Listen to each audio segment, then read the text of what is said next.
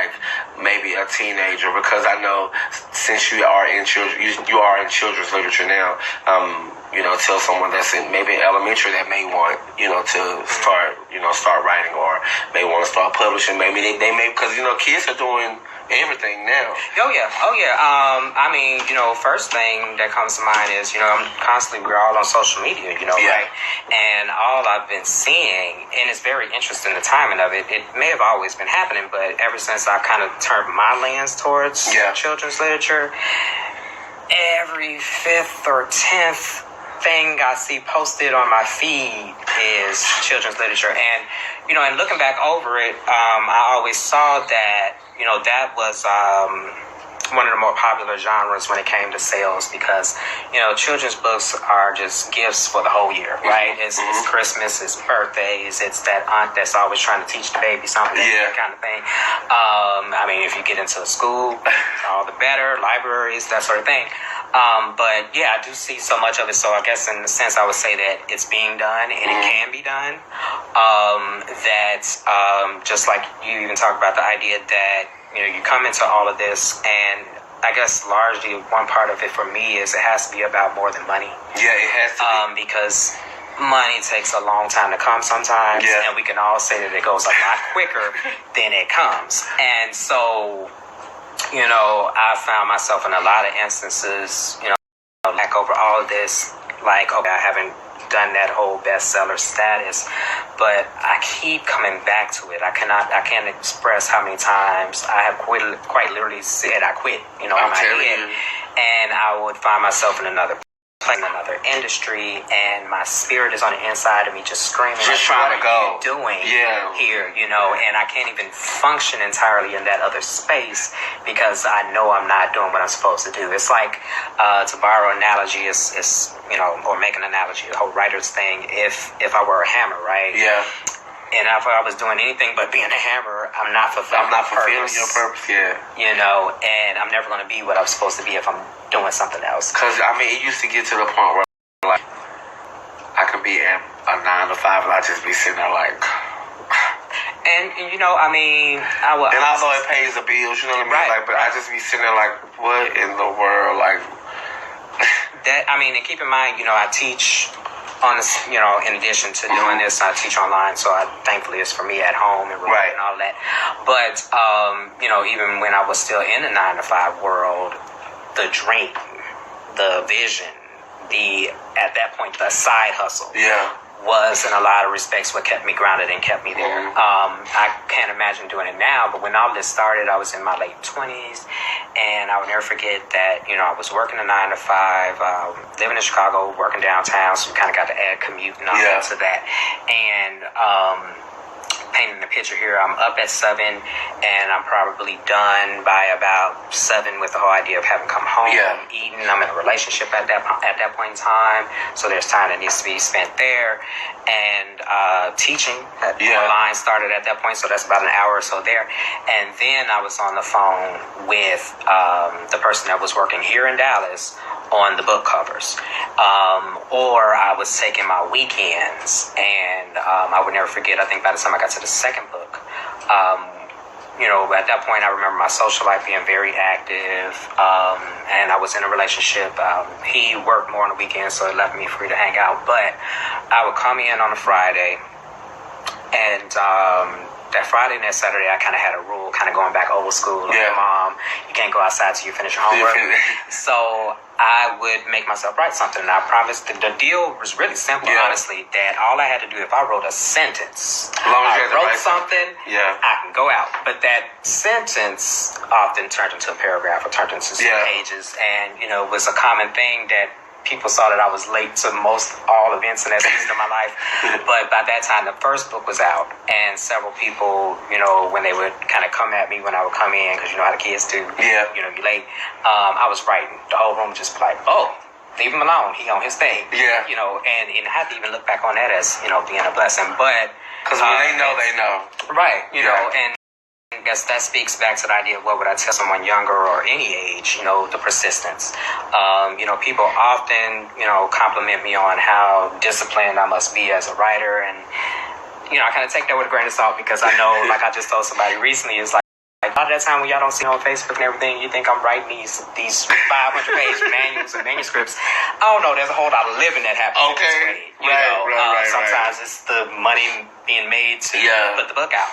But, you know, I would say that find something deeper to connect to just really solidify that dream to keep you pushing to see it. If it's that thing that you can't stop thinking about, it's something that you probably need to do. Even if you only think about it every once in a while, it's probably something that you need to do. I would also, you know, say to all those people, especially in this day and age, you know, honestly, I look back, you talked about Elin Harris, I look at his contemporaries, James L. Hardy, I look at his forebears, James Baldwin, and they had a lot more obstacles in terms, if nothing else, of the lack of technology. And nowadays, everything is, put this in Microsoft Word and hit that spell check. And it's still like like now it's a bit more easier. It's easier, in my opinion, to make the physical product, right? The content inside, that's another thing. You're talking about art, and that goes into some other higher thinking and whatnot. But that also can be done. You know, it can be coached, it can be taught. Just saying that to say that there's a lot more access, there's a lot more working in our favor in this day and age if your main goal is to produce a book. Now, beyond that, you're talking about publishing, and beyond that, you're talking about selling it. But even then, you know, granted, with the idea that, you know, big publishing houses aren't taking on, you know, clients like they would, you know, even 100 years ago. Now we have all of this self-publishing technology and self-publishing services, things that my company offers. You know, from an app on the phone. You know what I mean? The last work I did was a publishing guide. I remember talking to you about that. You know, pretty simple, kind of concise, small, you know, product or what have you, but the entire thing was written and laid out, including the initial cover on my cell phone. And when I think about, you know, how we can do all of that in this day and age, anybody can put a book out. And to add to that, a caveat, you know, when studying for my master's, one of my teachers and someone else, I remember echoing this sentiment, stated that, you know, every person alive has a story. A writer is only distinguished from those other people in that the writer has more than one. So that gives you the idea that everyone has the content. Everyone can tell a story. It's commonly what I talk about and use as examples when I'm teaching that, you know, we tell stories all the time. It's the simple thing of when you get to work and you run into your coworker, how was your weekend? It's your lunch break. Girl, this is the crazy one that called me on the phone. It's getting home. Honey, how was your day? And you fill in all of those details. We do it all the time. It's just that when it comes to book form, you're kind of filling it out, you're expanding it, you maybe are embellishing or what have you to, you know, give it more length or what have you. But just saying all of that to say that anyone, in my opinion, that is determined to do it can do it. I even look at a lot of the technology that, you know, would help a person with different disabilities. I mean, we have so much speech to text technology and things of that nature. So to me, it suggests the idea that anyone can do it. When I think about my own background, young black boy from the west side of Chicago, if I can do it, anybody can do it. You know. So. Okay. So going into your book tour that's coming up on the 21st, tell us a little bit about that. So Saturday, March the 21st, 2 p.m. to 4 p.m. will be at Resource Center and here in Dallas. It's a 2-hour event, and basically what happens is the format of the event is that we do a short icebreaker. I do a reading from the book, short reading from the book, and then there are discussion questions. And I purposely wrote the discussion questions with the idea that everyone that comes to an event won't have read the book by that point. So they're pretty general questions, but they go into the themes that are played out in the book. For example, one of the simpler ones that comes to mind is that you see a lot of interaction between the central character, Sabran, and his friends. And so we talk about, you know, the definitions of friendship. Why do you consider certain people to be your friend? What events or what actions, you know, cemented that friendship? So it gets into a lot of really cool conversation. There are a number of different things, different prizes, things to, encourage everyone to participate. And then we wrap things up with, a book signing. Whoever wants to buy it can buy it at that point. So it's a totally free event, barring anyone that wants to purchase a book. So I want to go back just a little bit. Go ahead. So I know Love from the Infinite was the first book. Mm-hmm. So I wanted to know, what was the relationship like with Saran happened? Like, because I was like, because I know in the beginning of the story, you got the call that, he was in the hospital and stuff like that.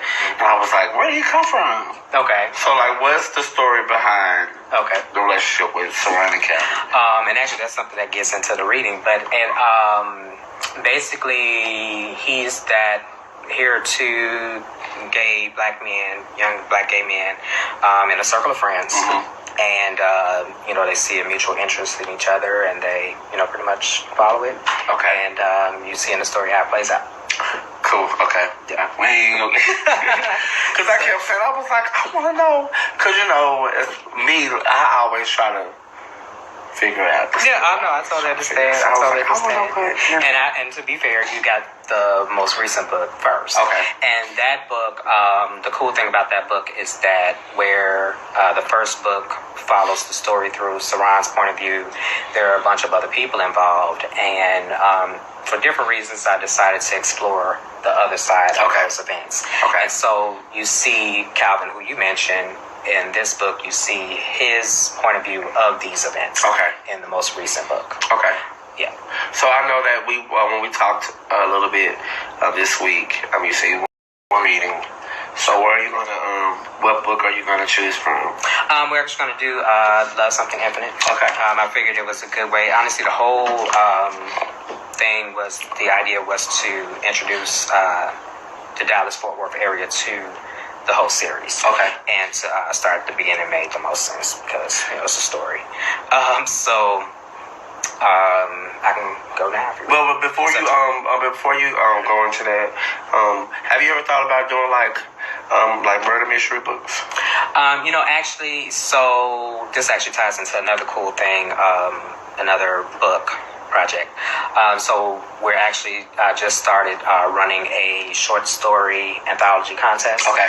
And basically what it is that there's going to be a collection of short stories published around about November of this year. It'll be a mixture of... Yes. Right. Great time of year, right? It will be a mixture of stories from other authors that I've worked with myself, as well as contestants who win the contest amongst winning other prizes. Okay. And some of the stories that I'm thinking about putting in are some of my own that I've written some time ago. And one is, it's not a murder mystery, but it is a crime kind of short story. Okay. Murder mystery, that's a longer conversation, but there's kind of something ticking in the back of my head already right now. But I'll keep